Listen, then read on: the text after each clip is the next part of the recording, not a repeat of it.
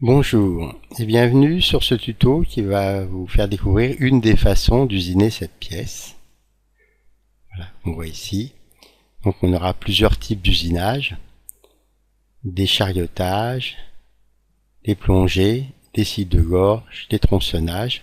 Et comme la pièce est particulièrement longue, il y aura aussi un petit pointage et une contrepointe. La référence qu'on suit au mieux est la démonstration proposée dans cette vidéo.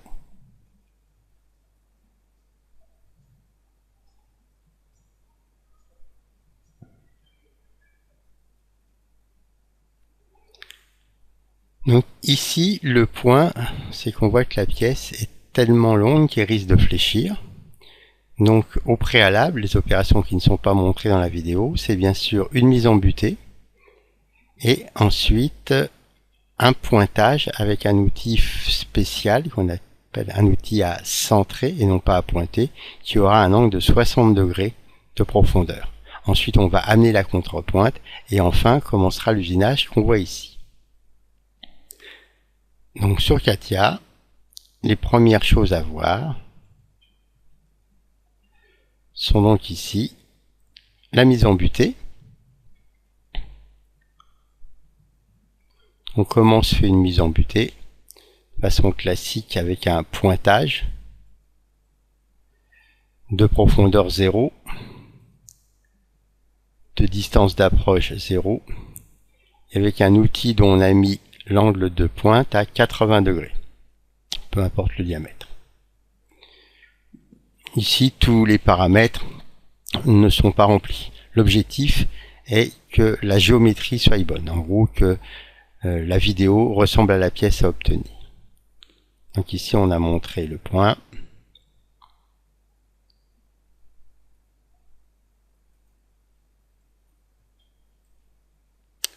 Donc le petit trou de centre qu'il y a au centre. Alors il suffit de montrer un cercle et ça permet de montrer son centre. Je peux montrer le cercle ici ou celui-ci, peu importe. Bien sûr, au préalable, on a retiré un quart de la pièce pour pouvoir montrer facilement les profils. On a dessiné le brut de façon à pouvoir le désigner également.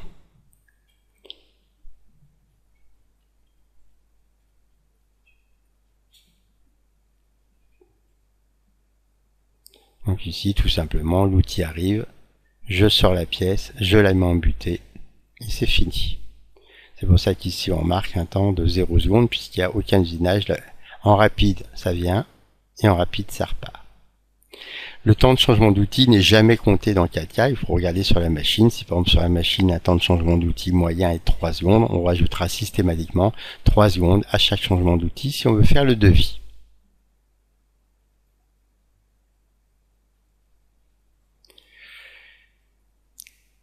On rajoute ici une instruction de type post-processeur que j'ai appelé avance barre, c'est-à-dire que la machine va s'arrêter. L'instruction c'est stop ou alors M0 si vous êtes en codage ISO. La machine s'arrête, j'ouvre la porte, j'ouvre le mandrin, j'avance la barre, je la mets en butée et je continue et l'outil revient à la case départ. Maintenant que la pièce est sortie de ce qu'il faut, je vais venir faire un petit pointage ici. Donc cette fois-ci, c'est toujours une opération de pointage, mais cette fois-ci avec un vrai pointeur. Et le pointeur ici,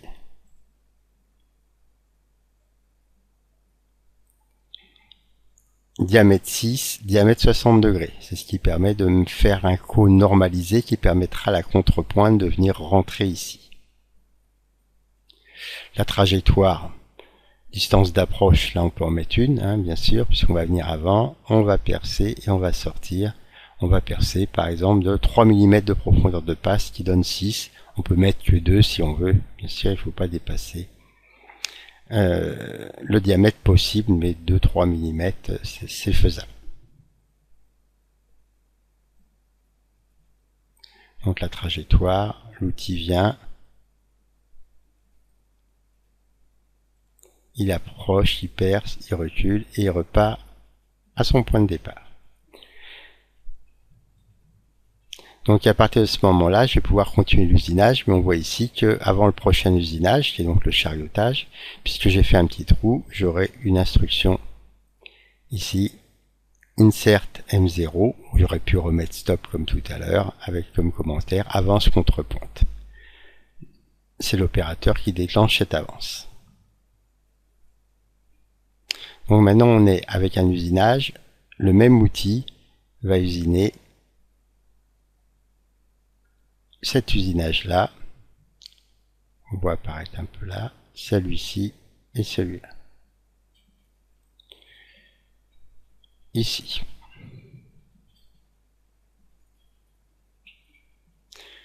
La mise en butée, qu'on a vu tout à l'heure, le pointage, et donc maintenant, chariotage extérieur, ébauche, tournage 1. Ici, j'ai pas la bonne barre d'outils, je viens d'en démarrer, et je rappelle Let Machining. Voilà, mes outils sont à jour. L'ébauche tournage 1, c'est ici, ébauche tournage.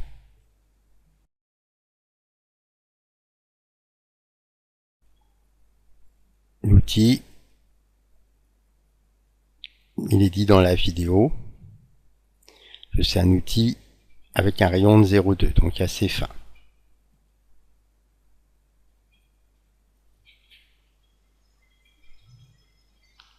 Voilà la vidéo ici.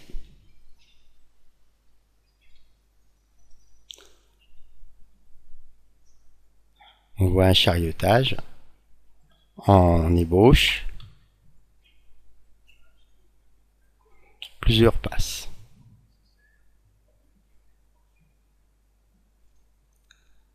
C'est ce qu'on retrouve ici.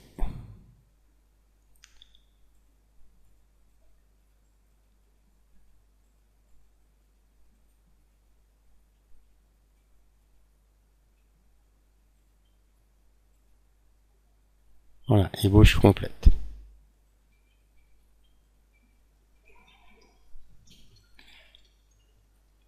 Avec des décrochements quand il y a besoin. On voit bien qu'ici, tout ce qui est fait, c'est du cylindrage. L'outil ne descend pas dans les gorges parce que tout simplement, il n'est pas prévu pour et c'est pas ce qu'on veut faire.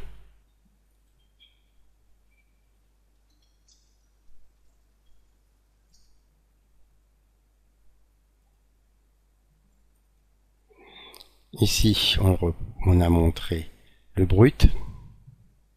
Et en pièce finie, on a montré tout le profil. Malgré qu'on ait monté tout le profil, l'outil ne descend pas dans les trous, parce que comme on le voit ici, quand on est en ébauche, ça ne descend pas dans les trous. Le cycle d'ébauche de Katia est ce qu'on appelle par niveau, on fait des passes qui se suivent, comme on le voit ici. Voilà, c'est une suite de chariotage. On a donc ici des défauts qui vont rester sur chaque passe. Deux possibilités. Première possibilité, on dit que ça c'est une ébauche. Et dans ces cas-là, ici on a rajouté une surépaisseur de 1 mm.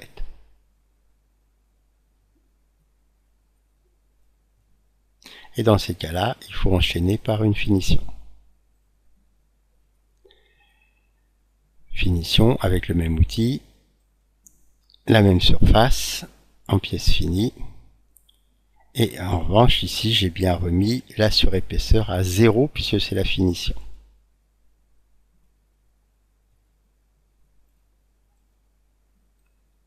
Voilà, toujours avec le même outil.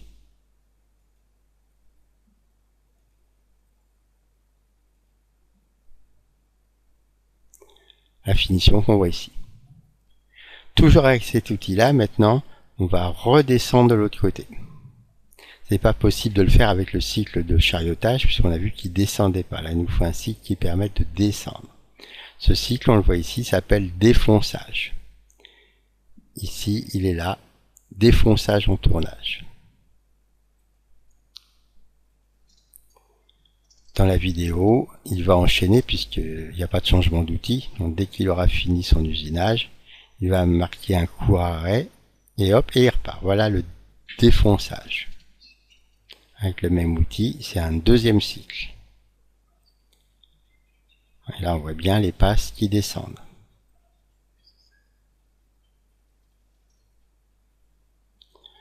Donc sous Katia, Scie de défonçage, on a choisi le même outil en appuyant ici sur les 3 petits points. On a montré la pièce brute et on a montré la surface usinée qu'on voit ici derrière, tout le profil. Et lorsque ça usine, voilà. La particularité dans CATIA, qui était d'ailleurs vrai déjà auparavant, c'est qu'il faut absolument ici, quand on a mis une plaquette à 55 degrés, ne pas avoir oublié d'avoir mis un corps aussi qui a un angle pour une plaquette à 55 degrés. Ça ne se fait malheureusement pas automatiquement dans CATIA V5. Donc si j'ai mis 55 degrés dans cette plaquette, ici dans l'outil je fais plus, et ici je vois apparaître angle de plaquette petit a, et c'est ici où vous devez mettre 55 degrés ou 50, un petit peu moins, mais en mettant 55 degrés ça marche bien. Si vous laissez l'angle par défaut qui est de 80 degrés, vous en apercevrez tout de suite parce que l'outil déborde de la plaquette et CATIA vous dit qu'il y a des collisions. Donc défonçage.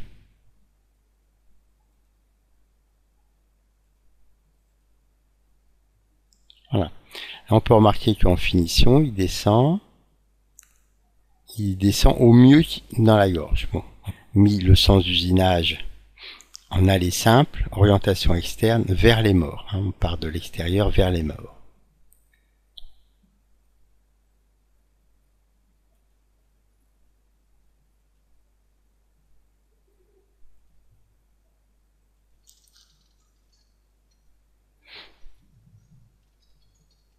Voilà, l'usinage. Alors ici, dans la démo, en finale, il plonge pas dans la petite gorge. Ça, c'est parce que sur CATIA, on peut le montrer ou ne pas le montrer.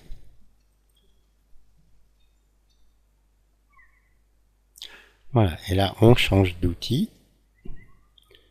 Et là, on va tomber avec un outil orienté de l'autre côté pour venir faire l'usinage. Donc avec un outil du même style à 55 degrés, on aura rectifié le corps. Ici, on va venir usiner. C'est à nouveau un défonçage, le même qu'ici, mais dans l'autre sens. J'ai défini le profil de la pièce brute.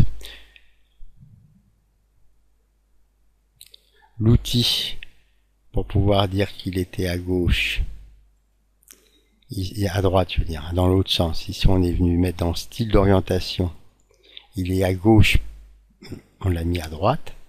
Chariotage, on a modifié ici le fameux 50 degrés pour aller avec la plaquette. Il y a un rayon de bec de 0,2. Comme tout à l'heure, on montre le brut et puis la partie finie. Et là, cette fois-ci, on est toujours en aller simple, toujours en externe, mais à partir des morts, je veux partir des morts et aller vers l'avant. Ce qui donne bien le cycle suivant. Voilà.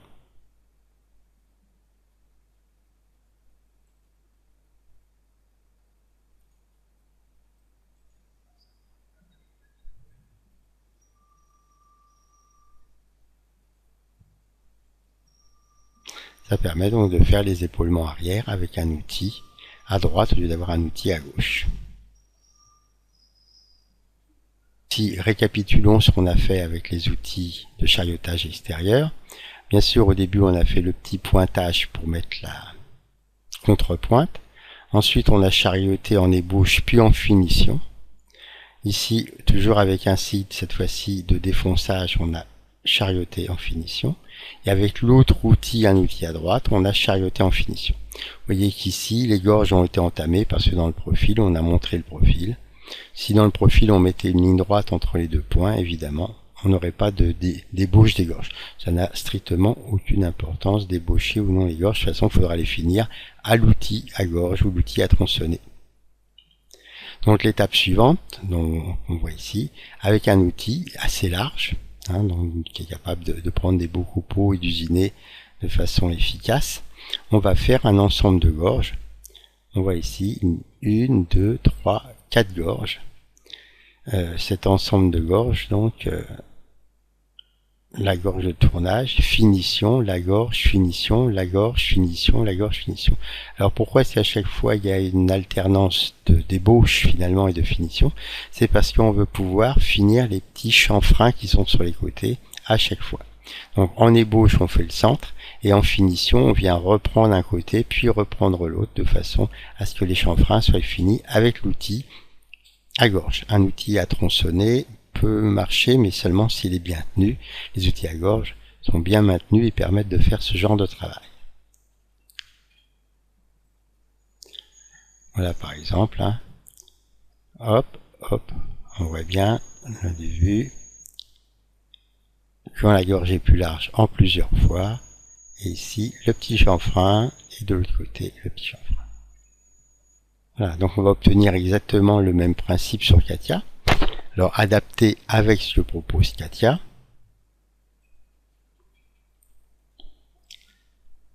Voilà, on va cacher tout le reste.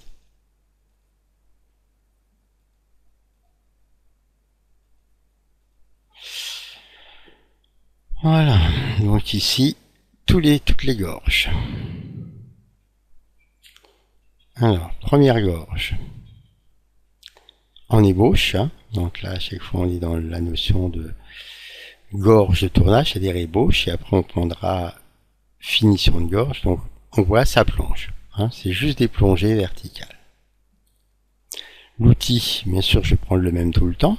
Outil que j'ai défini comme un outil plaquette à gorge, de largeur 3 ou 4 mm, hein, un outil assez large, donc les petites gorges et les tronçonnages, je ne pourrais pas les faire avec, un rayon faible. Le porte-outil, ici, il faut pas oublier de changer le retour d'arête, hein, parce que sinon vous allez en plafonner. En général, ici, il y a 15, 20 ou 30 mm. Bon, l'outil, voilà, on montre l'ébauche, on montre la finition. Alors, vous voyez, l'ébauche, pour pas que l'outil commence dès cette ligne-là, et puis en vitesse travail, descendre tout doucement, tout doucement, tout doucement, tout doucement, jusqu'à la fin de la gorge, vu que j'ai déjà tout ébauché, et ben en pièce finie, je lui montre le diamètre le plus grand. Voilà, en pièce brute, pardon.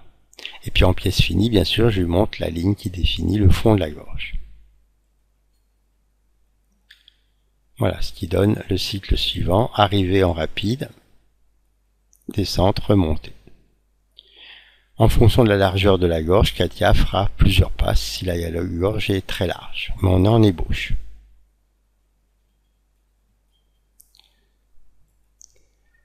Sur cette même gorge, alors je pourrais faire toutes les ébauches, après toutes les finitions, là je fais ébauche-finition, je vais faire les petits chanfreins. Donc je reviens.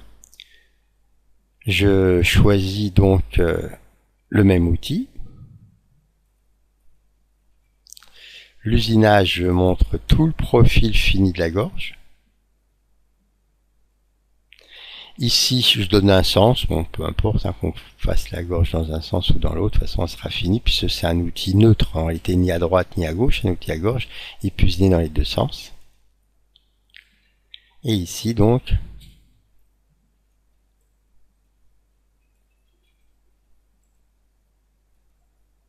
voilà. On descend, attaque, voilà, on usine. On voit que le fond est repris à chaque fois pour que la jonction se fasse très bien, au mieux. Particularité, ici dans les usinages, si jamais le prédécesseur a changé tous ces dégagements-là, c'est là qu'on peut avoir des trajets qui sont pas bons. Donc il faut bien vérifier, notamment la distance de départ, 2, 3, 4, 5 mm, l'angle d'engagement qui va dépendre ici du profil qu'on est en train de faire. Voilà l'angle de dégagement. Donc à chaque fois, il faut bien vérifier qu'on a ce type d'usinage. Il arrive, on usine le premier, on voit bien il y a eu une approche dans le vide, voilà, on usine, on descend au fond, on se dégage, on vient de l'autre côté et on dégage. Alors ce qui peut paraître surprenant, c'est que ici on s'attend à ce que ça soit cette pointe là qui soit pilotée. Sur Katia, on pilote une des deux pointes et c'est la largeur de la plaquette qui permet de déterminer où est l'autre point. Donc on pilote soit ce point là, soit celui-ci au choix, Mais après, c'est toujours le même point qui est piloté. Mais vous voyez que CATIA tient bien compte de la largeur de plaquette et usine bien ici la gorge comme il le faut.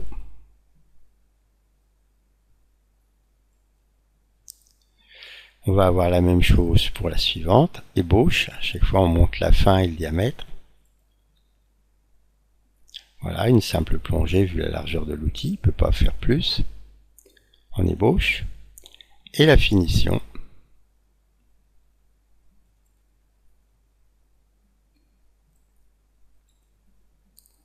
Toujours le même principe.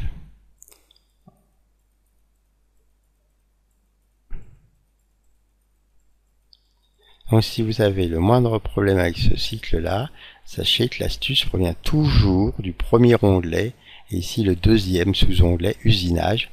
Et ici, vous voyez, on a un dégagement de 2 mm au départ, une attaque à 90 degrés pour qu'il soit dans le prolongement, une distance, un angle de fin de 90 degrés pour qu'il remonte. Voilà, tout ça. Et puis le deuxième cycle, là, on a bien vu qu'il y avait un premier cycle en rouge, et il dégageait, et un deuxième cycle en bleu, et il dégageait. Donc on a les deux cycles ici à décrire. Il faut bien vérifier ici, par exemple, la distance de recouvrement qui peut être trop petite, les distances d'engagement. C'est vraiment cet endroit-là qui est un piège. Et la seule façon de le vérifier, c'est de vérifier si ici j'ai bien, vous voyez, je suis ici, approche, usinage, plongée, dégagement du côté approche, usinage, plongée. La troisième gorge, la grande qui est derrière. Alors là, on s'aperçoit que comme elle est plus large par rapport à l'outil, CATIA estime qu'il faut faire 2 plongées successives pour bien ébaucher, même 3 pour bien ébaucher. Finition de la gorge avec un scie de gorge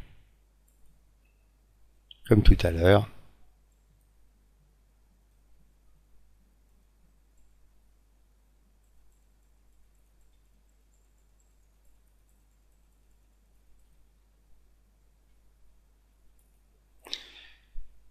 Et la dernière gorge, elle est de l'autre côté.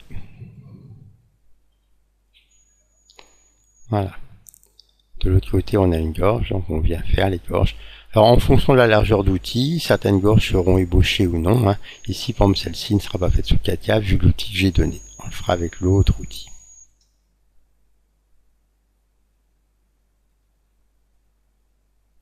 Donc, on va voir la gorge arrière.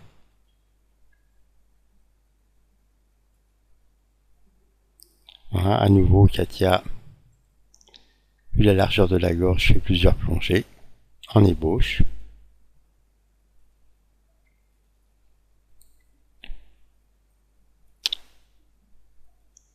Et la finition. Maintenant, si une gorge est trop étroite, on va pas pouvoir le faire avec un outil à gorge large. Il va falloir prendre soit une lame à tronçonner, soit un outil à tronçonner fin. Donc c'est ce qu'on va faire maintenant pour la petite gorge qui est derrière, avec ses chanfreins. Et de toute façon, en même temps, on aura à faire le chanfrein arrière et le tronçonnage.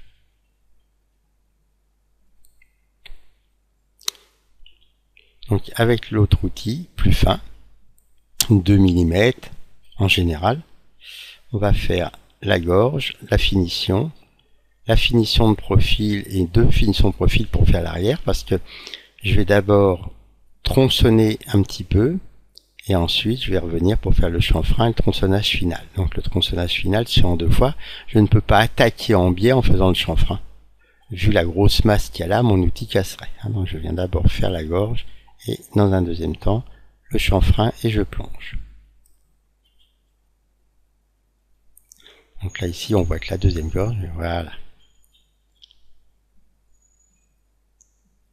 Je reprends. Finition de la gorge.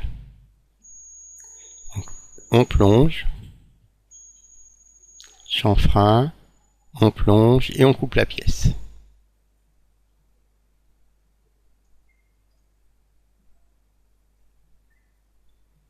Voilà. Donc sur Katia, la gorge, on voit bien c'est la gorge arrière, parce que celle-ci était plus petite que dans la vidéo. Eux, dans leur vidéo, ils avaient un outil qui pouvait faire la gorge arrière. Nous, on peut pas, mais c'est pas grave, on va le faire avec le même outil. Toujours l'idée de montrer comme pièce brute, non pas le diamètre brut, mais le diamètre extérieur de la pièce. Une petite plongée. Voilà. C'est ébauché.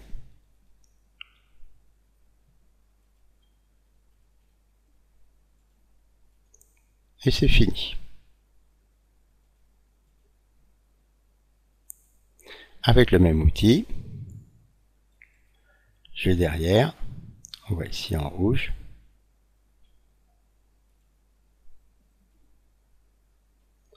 Premièrement, je plonge plus ou moins profondément, mais suffisamment pour pouvoir venir faire le chanfrein après. Voilà, j'oublie pas de remonter. Si je remonte pas, je vais cartonner. Alors pour remonter, toujours la même astuce. On est en tronçonnage arrière. Donc conclusion, ici, tout est normal. Mais c'est ici, il a fallu mettre dans général que c'était du frontal, que c'était de l'arrière et qu'on allait vers la broche.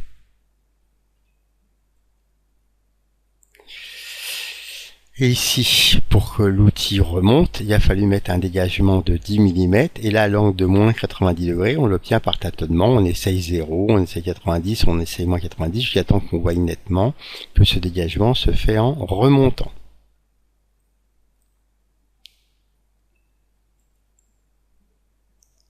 Ici, descente, remontée. Et enfin, le tronçonnage de la pièce, que j'ai fait ici avec une finition de gorge, mais qu'on aurait pu faire en finition de profil arrière tronçonnage. Il y a deux méthodes, soit comme précédemment, on vient tronçonner à l'arrière, soit on vient le faire comme une gorge. Si on vient le faire comme une gorge, il faut que ça ait une gorge de finition. Et dans ces cas-là, on vient montrer le chanfrein plus la ligne. Évidemment, on est en externe, on va faire les morts ou pas, ça a moins d'importance. Il nous dit qu'une collision a été détectée parce que l'outil est frotté. Donc il faudrait revenir en détail pour voir où est-ce qu'il frotte, on va le voir. Je reviens en arrière, une fois, voilà, je reviens en arrière, point par point. On descend, on fait le chanfrein. On descend, on va jusqu'au centre. Et là on monte. Alors évidemment quand on remonte là, la Katia considère qu'on frotte et donc qu'il y a collision. Mais bon, c'est une collision qui est pas très grave, l'outil frotte en remontant, mais on vient déjà de tronçonner, donc c'est pas gênant.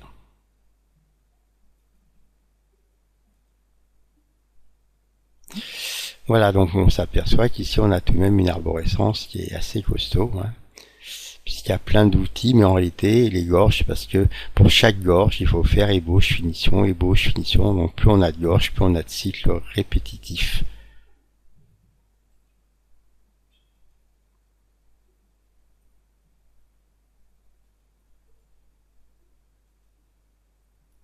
On va donc terminer par une petite vidéo de l'ensemble.